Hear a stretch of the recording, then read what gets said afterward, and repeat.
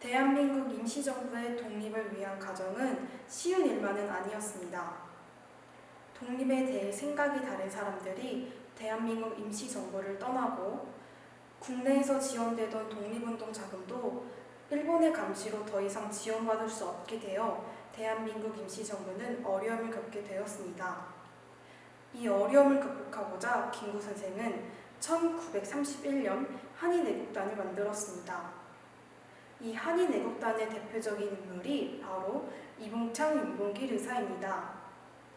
이봉창 윤봉길 의사의 활동을 차례대로 알아볼까요? 1932년 1월 8일 이봉창 의사는 일본 도쿄에서 일본 왕에게 폭탄을 던졌지만 폭탄이 빗나갔고 화력도 약한 탓에 제대로 터지지 않았습니다. 이봉창 의사는 현장에서 바로 체포되었고 감옥에서 돌아가시게 되었습니다.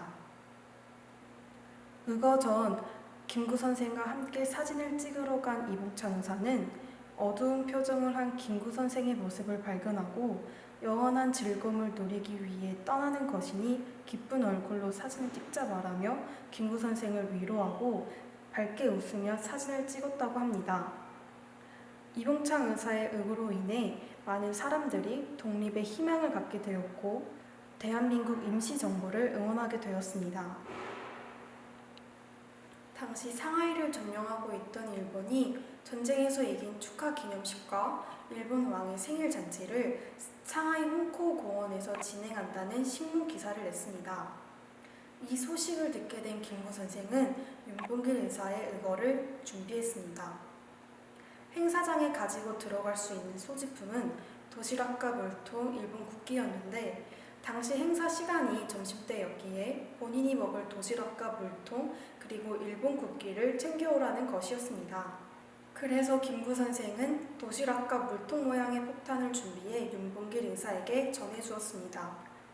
1932년 4월 29일 윤봉길 의사는 행사장을 향해 물통 모양 폭탄을 던졌고 도시락 모양 폭탄은 발밑으로 떨어뜨려 스스로 목숨을 끊으려고 하셨습니다.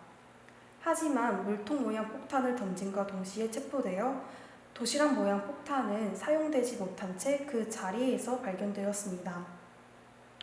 이러한 한인애국단의 활동은 우리가 독립할 수 있다는 용기를 심어주었고 우리가 독립을 원하고 있음을 전 세계에 알리는 계기가 되었습니다.